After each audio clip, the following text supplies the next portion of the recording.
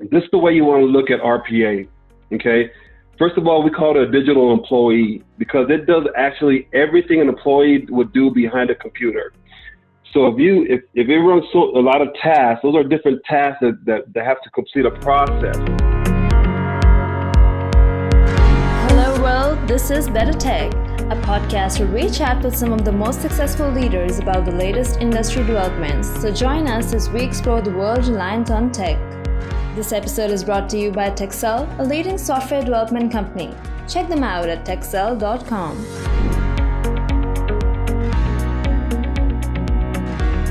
Today we have with us Wilton Rogers, CEO, STA Group, and a digital transformation consultant to explain what exactly RPA is, its do's and don'ts, and how RPA helps businesses out, including benefiting your company's financial statements. Hi Wilton, how are you doing today? I'm doing well, Mohammed. How are you? I'm good. Thank you so much for joining us today for this conversation about robotics process automation. I'm really excited because, let's get the genie out of the bottle. Many companies, many kind of people are talking about RPA and AI and machine learning and all of these fancy technologies without having kind of a detailed understanding what they really are. So I thought maybe let's have a conversation today and kind of unlock this whole technical jargon, what it's all about. So I think no better person than you, because you certainly have a lot of experience running your companies and then moving and transitioning from that into a role where you realize the value of RPA. And then now you're kind of all into kind of talking about and working in the field of robotics process automation. So let's hear it firsthand from you, what exactly it does. But I'm going to start off with some really, really basic questions so that the audience also gets to know a bit more about where you started off from and then where you are right now. So talk to us again a little bit more about where you started to kind of started off, and then how did you come to know about RPA and what's your journey like? Well, I appreciate it, Mohammed. First, I appreciate you allowing me to be on your show. It's an honor. And a little bit of the background about me. I am a serial entrepreneur. Ever since I was a small kid, I've always known that for some reason that I just love being the boss, I guess. Not necessarily the boss, but having control of what I do. I'm not a bossy guy, but it's more having control of what I do. But I've also worked in the corporate world. But over the last 25 plus years, I've owned and operated six businesses in 5 different industries. So what I've done is I sort of worked my way in an industry, whatever industry I was, understood what that industry was doing, really saturated myself with what I had to do to make myself successful in the industry. And then it got to a point where you know that your value or you couldn't move up any further. So I was always working on ways to work my way out and do my own thing. And so in all the industries, I sort of worked my way up to a certain point, and then I left them to open up my own business in that industry.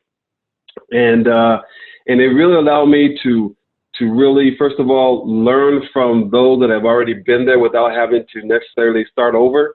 And then, so walking into these industries, I had somewhat of a success going into them, or have an idea of how to be successful in it. And it really it had that mindset of being a business owner and being able to give back to my community and employ other individuals. And at some point, I would, after a few years, I might have just sold it, or someone wanted to come in and buy my business, and then I'll jump into another corporation and do the same thing. And about 3.5 years ago, I finally sold my last one was in the fitness industry. I sold that business, and I was just sort of getting bored, and I was like, I had to go back to work. So I was like, you know what, I'm going to go into the hotel industry. So I went to the hotel industry, and I had opportunity to work for another hotel. And right before that happened, I got a call from my brother. My brother was an engineer for a Fortune 100 company, and he was the main engineer, the chief engineer for RPA, Robotic Process Automation. And he started telling me more about what it was, and that him and a couple partners were thinking about opening up their own business. And a long story short, they opened up they opened up their own RPA company, but their focus was more on the small businesses because small businesses weren't allowed to have this service. So, it's stayed in the enterprise world, the Fortune 500 world, because that's where it was very popular. No one in the small, medium-sized businesses even really heard about RPA 3 years ago. It was, and if they did, they thought it was just another type of software, which we'll go into here in a bit. So I finally moved to Houston and started understanding how RPA can really help businesses out. And because I've been a business owner, I knew the mindset of a business of trying to eliminate a lot of these tasks so they could focus their time, attention, and their finances on more productive, billable type tasks and branding and things like that. So it was it was a learning curve because a lot of businesses didn't understand how to really grow their business through RPA. But after trial and error, in fact, it took me, to be exact, it took me 251 no's till I finally got my first yes. So that's how dedicated I was because I knew that where this industry was going, and I saw the value that it was bringing a lot of businesses in the mid-market. And so I stayed with it because I knew sooner or later the people are going to understand it, the word's going to get out there, people are going to really catch on to what we're doing. So that's how I got started. But then, over probably the last 6 months, I was working with businesses doing one process here, one process there. And as a business owner, I could see the value, but I wasn't really educating them on how much RPA can really impact their company. And so I started focusing on working with the leadership teams, their managers, their directors, and finding all the areas of their businesses that they spend time behind a computer. And then I started really visualizing or building out flow charts exactly how we can automate a lot of these different tasks and processes. And once we start seeing how we can do that, businesses start paying more attention to it. And I start getting more use cases, and I start getting more, a little bit more attention. And then you hear more people hearing about RPA and more about RPA. So now they're starting to, they start coming in and asking more questions about it. And by going through all those objections and all those hurdles that we had gone through, it's been a little easier to answer their questions, to be able to show them how to integrate RPA into their systems without having to go through a bunch of hurdles, without having to start from the beginning, because it is a learning curve if people still are trying to figure out what does really RPA do. So getting them past that hurdle was something that I enjoyed doing because I understood coming from the mindset of a business owner, but understanding how engineers work and bridging that gap between them, and the language between them, and making it easy for businesses to understand. So that's how I got involved with RPA, and I'm having a blast doing it now. All right, that absolutely makes sense. And I think that was a very interesting point that you raised about understanding the mindset of a business owner, and that you could do because, no matter whether you're a technical person or you're not, you have to really be in the shoes of a decision maker or a business owner to understand what really those kind of manual repeated processes, obviously they have a cost, right? And you want to basically automate those, get rid of all of those repeatable tasks. If you can kind of outsource that, that's one way. But if you can just kind of automate that, then obviously that saves a lot of cost. So I think that's 100% understandable. But let me start off with a basic question again, because I do understand that many companies have started to understand the value of RPA. So it's robotic process automation. So there's some sort of automation. Of course, it's going to bring in some efficiency. So that certainly is kind of a jargon that resonates with the ideology or kind of mindset of a business owner. But largely speaking, a lot of companies are still kind of they don't understand what exactly RPA is and what it can do for their businesses. So talk to me a little bit more about what exactly robotics process automation is. In a layman's Absolutely. terms, I would say. Absolutely. And I think that's where the misunderstanding comes from, because every business nowadays, and I usually talk to businesses, they say they already have automation. And I already know that it's more of a software automation. it allows a certain program they put information in a certain program and it automates it and it puts it in certain areas for them. But there's still a lot of human element that goes to it. From application to application to application, it takes someone manually to be able to get some information here, put it into a certain program, output it here and save it here. So there's a lot of manual work that goes into it. So what I tell a lot of my clients is, this is the way you want to look at RPA, okay? First of all, we call it a digital employee because it does actually everything an employee would do behind a computer. So if it runs a lot of tasks, those are different tasks that have to complete a process.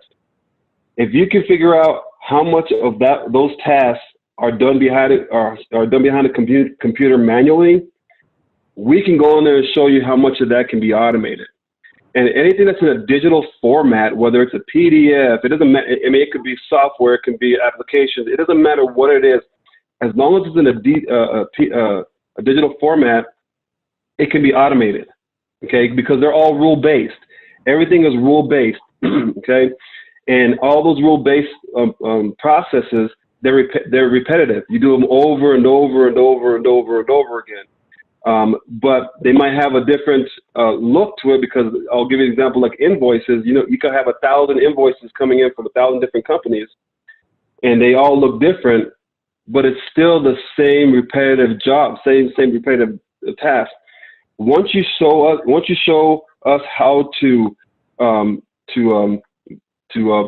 those rules, once you build those rules for us and you show them how they're already done, we can go in there and we can build a process to repeat it over and over and over again. And the great thing about it is that it will never make a mistake, and it works as fast as any application allows it to work. So as long as that application can download and upload and work as fast as it works, the bot, we call it a digital employee, but some people call it a bot.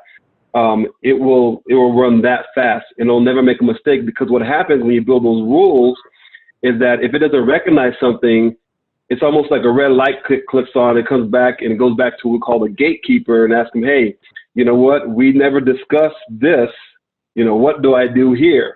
It's almost like you hire a new employee, it's like they go through everything, and they don't know anything. They say, okay, hey, I'm stuck here. They'll go back to the supervisor and ask them, what do I do here? And the supervisor tell them, okay, this is what you do here. And they say, okay, thank you, and they'll continue they're doing it. But the great thing about it is that once you tell it to do it one time, it'll never ask you to do it again. So eventually, it's running on autopilot. It's just going and going and going and going. What you do behind a computer can more likely be automated, because they're all rule-based. Anything rule-based and repetitive can definitely be automated. Right. So you started off by talking about, in 2 words, we actually described the whole description or definition of robotics process automation. You said it's basically a digital employee. I think that sums it up really nicely. So because we're talking about a process which was previously being done by somebody. It was an employee who could fall sick.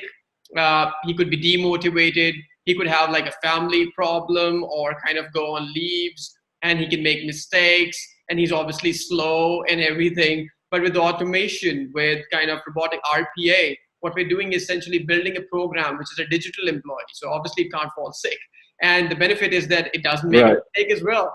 And the last benefit, I think, is that, the costs are reduced, obviously, because you don't have to pay a constant salary to the digital employee anyway. So I think that saves the cost as well. And that's very, very effective. I think that's certainly the future is there. But the second question that I actually have for you is that, because we're talking about kind of everything which was 40 years ago being done by humans is now being automated. So should the people who are actually doing these jobs, for example, kind of very hardworking people like your personal assistant or people who are doing some manual jobs, should they be insecure with RPA? I mean, they're at the end of the day, the ones who are going to be probably losing their jobs just because a digital employee is coming in to take that over. Don't you think? That's a great question. And at first, I would say yes. I mean, when you first think about it, the first thought that's going to come to the head is yes. But you have to look at it this way. In the Fortune 500 world, I would say that might be because they're looking to they're looking to grow their business by automating everything, and the shareholders are looking to have bigger pockets. So if you can eliminate a lot of the overhead, of course you're gonna make a lot more, right? But in the mid-market, in the small, medium-sized businesses, and what we're seeing a huge growth in employment. And the reason why is because, and this is one thing that we really talk about during our presentation when we're talking to businesses is there's a lot of businesses, like you said, they've been doing this over and over and over for years and years, and some people have been there for decades, and they're like, oh man, they're going to replace me. I've been doing these forever. The great thing about it is that these individuals have a lot more to give to the company than eliminating them, because they have history there. They have a lot of history there. And if you can show them other ways to help brand the business, to help work on more billable type tasks, customer service, things like this, with their history of that company, we've seen that they've been able to grow, because now they're taking them from a job they're doing behind the desk and putting them on the front line and using their voice as experience for that company, which brings that company a lot more value.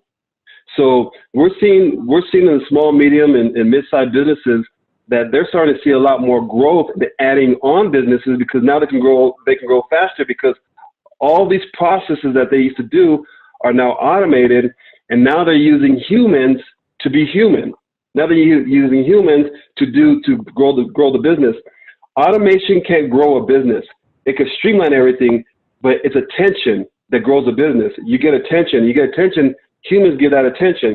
They can work on marketing. They can work on social media. They can work on sales. They can work customer service. All these different areas where they feel like they can give more value to the business now is where we're starting to see them be added. And when we talk to businesses, that's the thing we say is like, you know what? When you talk to your employees, you have to let them know that this is an opportunity for them to really showcase their skills, their talents, their experience. And that's what we're seeing, a lot of growth. So yes, to answer your question, it can be, scary when you first hear it, but when you really understand the value that you can really give to a business, because a value is not putting your head down and working on a computer. That's not value, right? That's support. That's allowing the businesses to run and give you a paycheck.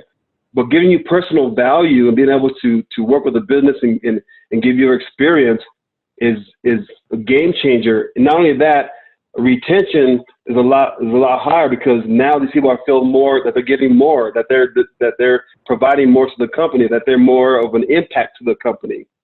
And we're also seeing that with these repetitive type tasks, that's where you see a lot of turnover, because they get bored, they get tired, they get left alone, they get ignored.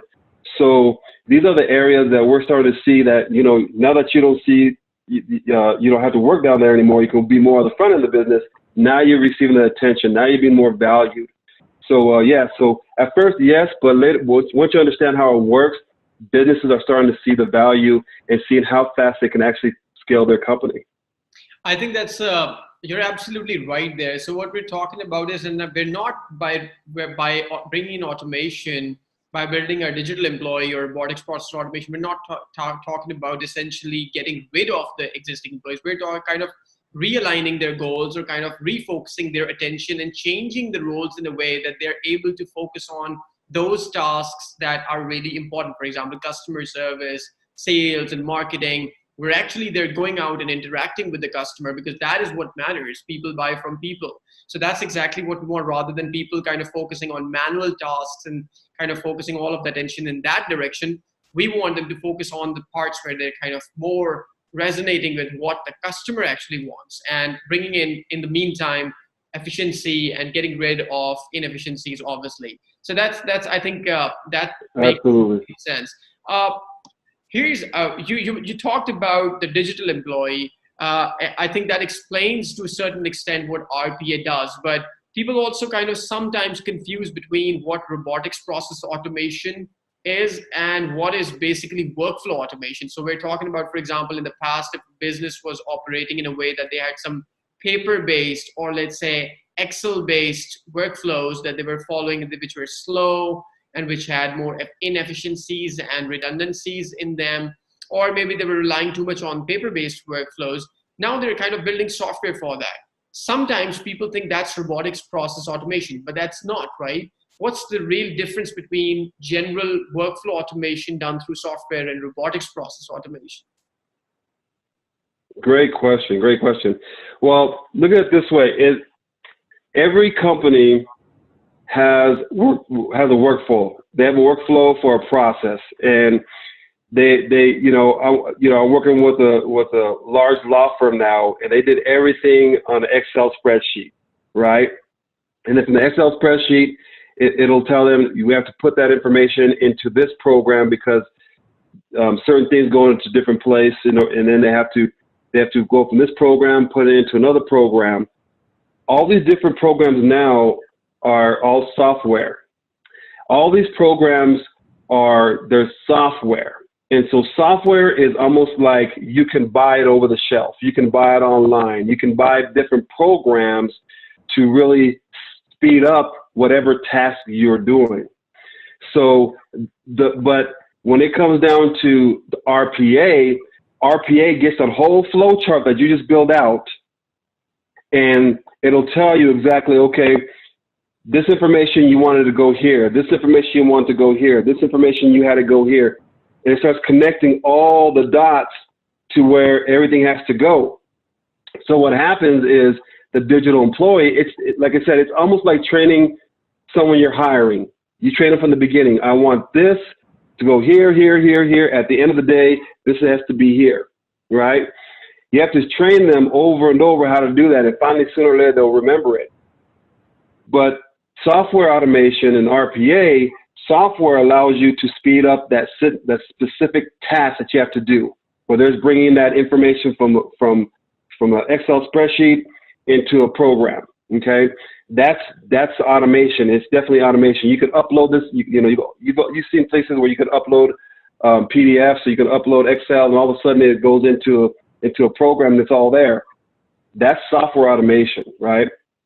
But what if that stuff doesn't just stay there? It has to go somewhere else, and that somewhere else, humans have to put it somewhere else.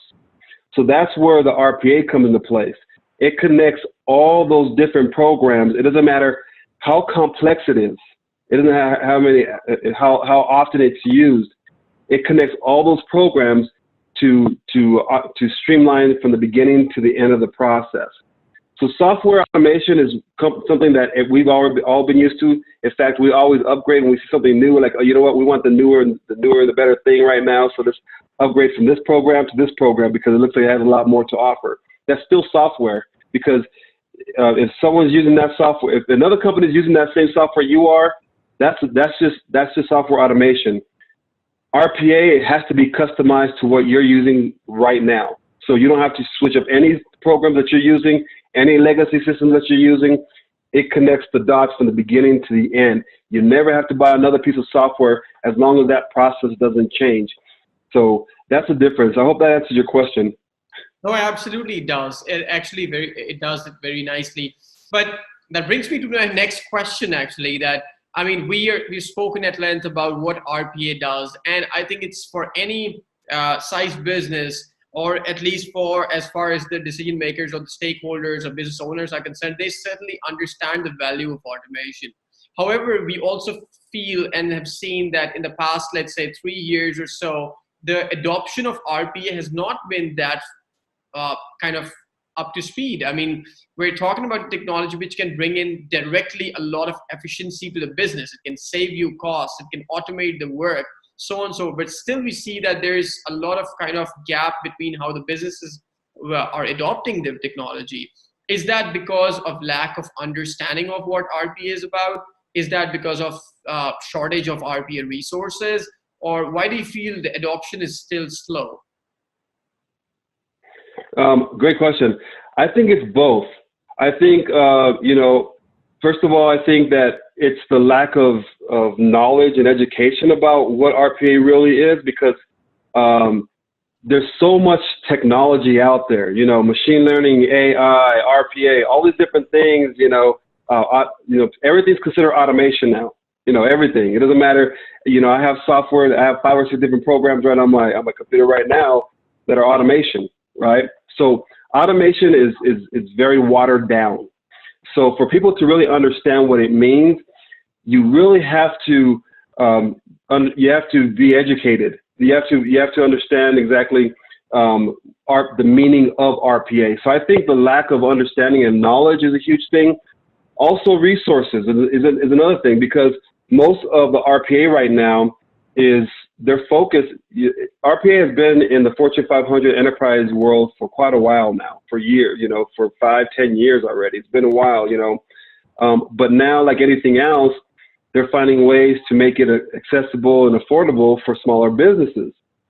So getting into the smaller businesses, people are starting to need to understand that process, how it works, but yet there's not a whole lot of resources out there to educate them. So, finding, right now, if you look up, if you can Google RPA, you'll see businesses, and a lot of them, small businesses still are excited about it, but they look at the sticker price and like, oh my gosh, I can't afford this.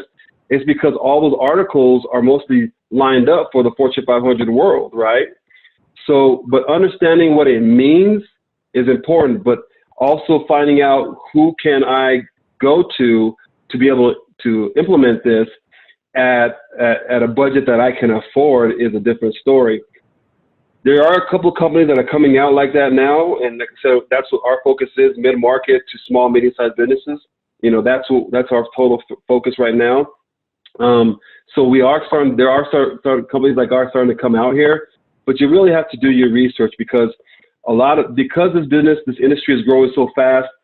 It's growing at a rapid rate. I mean, I can't even compare. They were compared to Google. Once Google understood how fast, they had the monopoly of the market. So they were like, okay, we have this. It just shot up. That's where RPA is going right now. RPA is not going like this right now. It's almost going up like this. But so a lot of people are jumping on the bandwagon to deliver this service. But the understanding and the information you need to make sure that you're doing it right is very important. So you have to do your research. You have to study on it. You have to read about it. You have to get in front of people to allow them to give you more of a visual on how they can work your company, because RPA is not a cookie cutter. RPA is customized for every different business. So I think those are probably both of them are big. There's not enough resources, and honestly, there's lack of knowledge. There's lack of knowledge.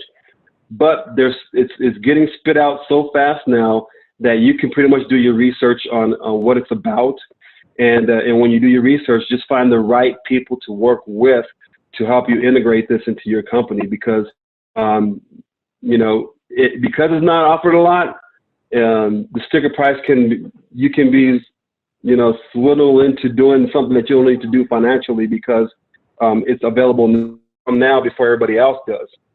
Which is true, but make sure that it matches your finances as well. Make sure that it's not going to take you under, because it can if you implement it right away and don't understand how to really use it.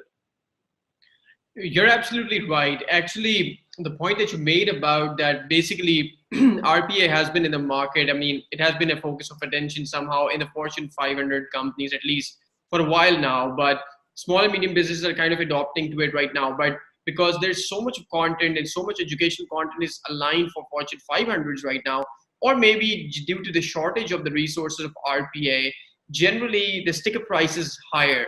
And that's basically something that is kind of stopping the small and medium businesses from kind of penetrating this. But there's certainly an opportunity. It's more kind of, I think they should look at it as an investment, because anything that can save them costs and add efficiency is an investment for them. And that should become a priority. On that very specific note, I also feel that for services companies, we're working in software development services.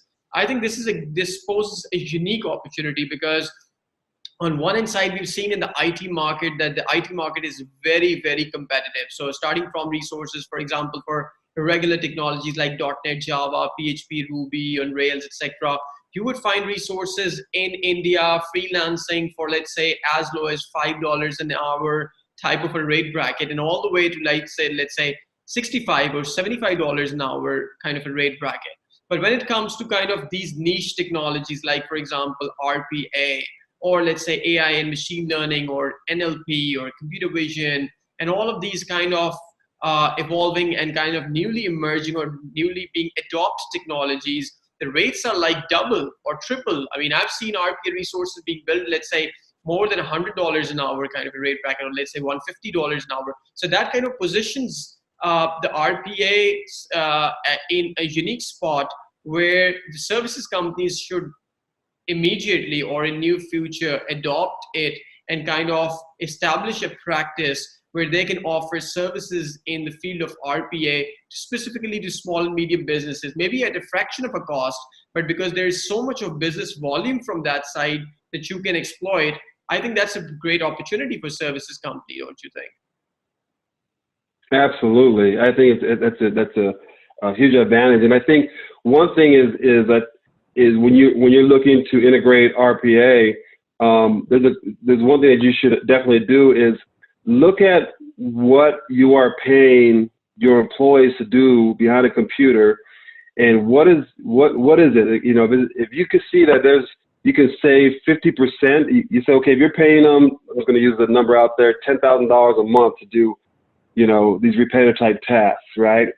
And if you find a service that you can integrate, or RPA you can integrate, that's going to cost on average $5,000 a month or less, in the long run, that's a huge savings, because that's there's a $5,000 savings there, and if you keep those employees, it's just a $5,000 added on. But are they bringing more than that value? Because there's not only value on the back end, there's value on the front end of the business.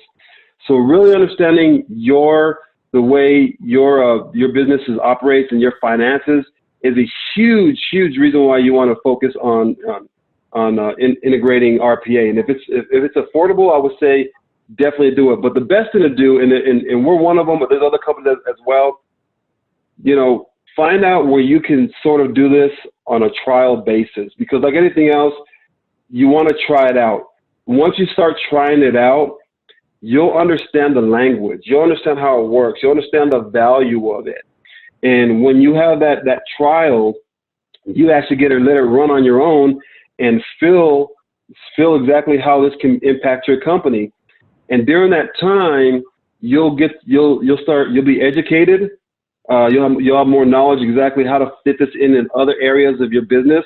You can start putting pen to paper and seeing, is this valuable? Is this affordable? Because that's what you want to start doing. And I would recommend all companies find the biggest pain point that they have, where do they spend most of their time? Where is the most, you know, the areas that they're real busy at, and that's what I will focus on. I would focus on those areas where the complexity is very high, and that's the one I would automate, because when you have this trial and you automate the highest complexity process that you have, the other ones are going to be easy to do.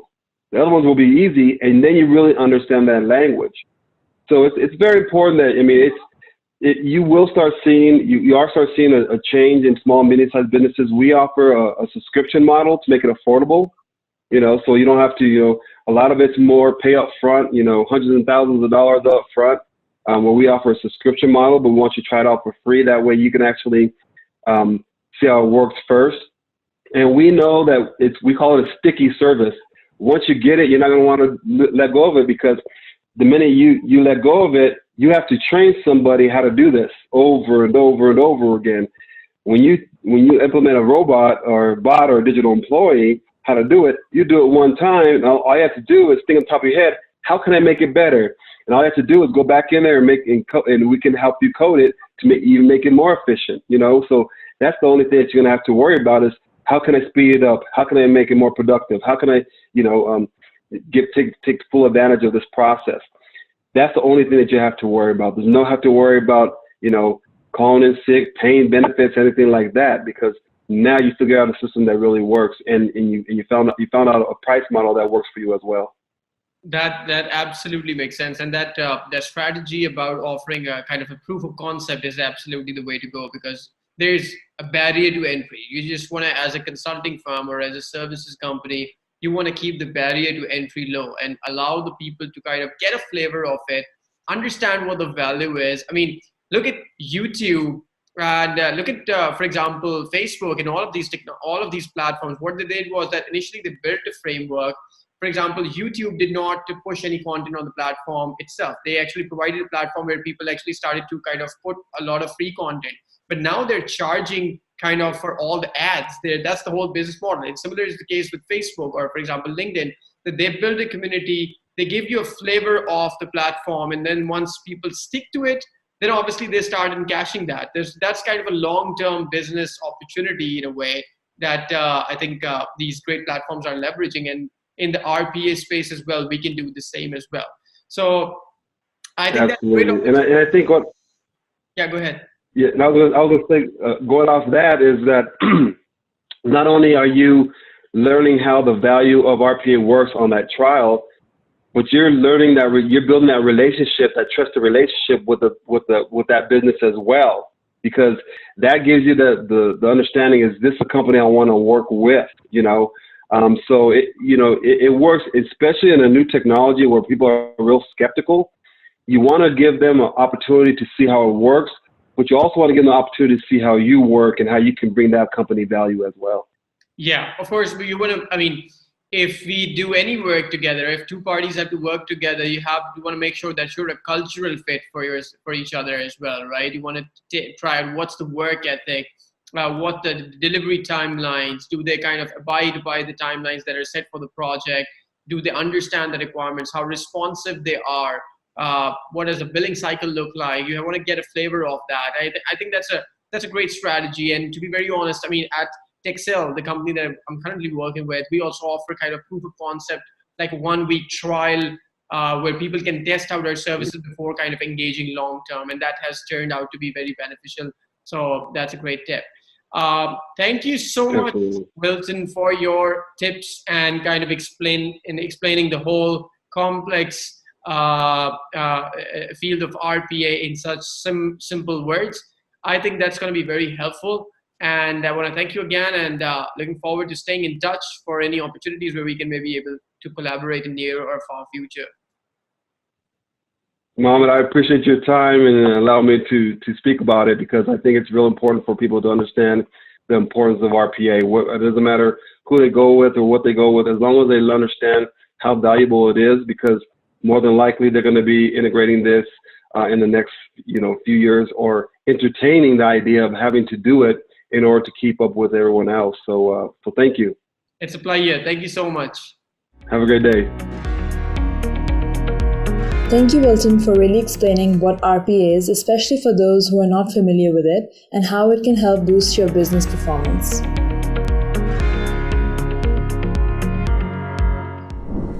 Thanks for listening to this episode by BetterTech. If you enjoyed this podcast, give it a thumbs up and don't forget to share it across your favorite social networking platform. We look forward to bringing you the latest industry news in our next episode. In the meantime, take a look at our other episodes and hit subscribe with the links in the description box below so that you don't miss out on the latest in tech.